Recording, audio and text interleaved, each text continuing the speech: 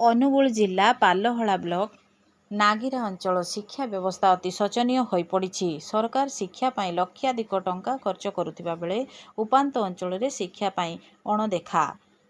କେଉଁଠି ଛାତ୍ରଛାତ୍ରୀର ଅଭାବ ତ କେଉଁଠି ଶିକ୍ଷକଙ୍କ ବିଦ୍ୟାଳୟରେ ଅନୁପସ୍ଥିତ ତ କେଉଁଠି ଛାତ୍ରଛାତ୍ରୀ ପାଠ ପଢ଼ିବା ପାଇଁ ଉନ୍ନତମାନର ଘର ନାହିଁ କି ପିଇବା ପାଇଁ ବିଶୁଦ୍ଧ ପାଣି ନାହିଁ।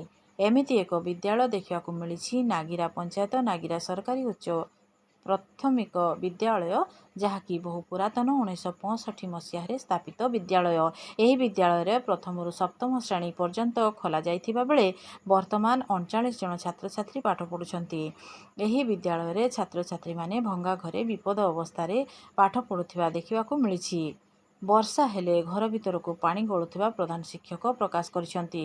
ଘର ଟାଇଲ ଭାଙ୍ଗି ଯାଇଥିବାରୁ ଘର ଉପରେ ଜରି ପାଲ ଢଙ୍କା ଯାଇଛି।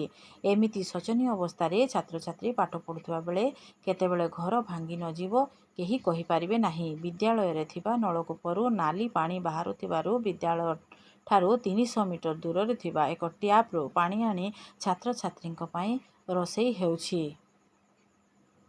ବିଦ୍ୟାଳୟ କ୍ୟାମ୍ପସଠାରୁ 300 ମିଟର ଦୂରରେ ସର୍ବଶିକ୍ଷା ପକ୍ଷରୁ 8 ଲକ୍ଷ ବିନିମୟରେ ଏକ କୋଠା ନିର୍ମାଣ ହୋଇଥିଲେ ମଧ୍ୟ ସେଠାରେ ଶିକ୍ଷାଦାନ ହେଉନଥିବା ପ୍ରଧାନ ଶିକ୍ଷକ ପ୍ରକାଶ କରିଛନ୍ତି। ପ୍ରଧାନ ଶିକ୍ଷକ କହିବା ଅନୁସାରେ ବିଦ୍ୟାଳୟ ଗୃହ ନିର୍ମାଣ ଆରମ୍ଭ ସମୟରେ ଠିକାଦାରଙ୍କୁ ବିଦ୍ୟାଳୟ ସମ୍ମୁଖରେ ଥିବା ବିଦ୍ୟାଳୟ ଜାଗାରେ ଗୃହ ନିର୍ମାଣ ପାଇଁ କହିଥିଲେ, କିନ୍ତୁ ଠିକାଦାର ନିଜ ସୁବିଧା ପାଇଁ ବିଦ୍ୟାଳୟଠାରୁ ଦୂରରେ ଗୃହ କାର୍ଯ୍ୟ କରିଥିଲେ, ଯାହାଫଳରେ କି ବିଦ୍ୟାଳୟର ଛାତ୍ରଛାତ୍ରୀ ନୂତନ ଗୃହରେ ପାଠ ପଢ଼ିବାକୁ ବଞ୍ଚିତ ଥିବା ଦେଖିବାକୁ ମିଳିଛି। ପାଲହଳା ଦିଲ୍ଲୀପ କୁମାର ବିଶ୍ୱାଳ, ଅନୁଧ୍ୟାନ ଟିଭି।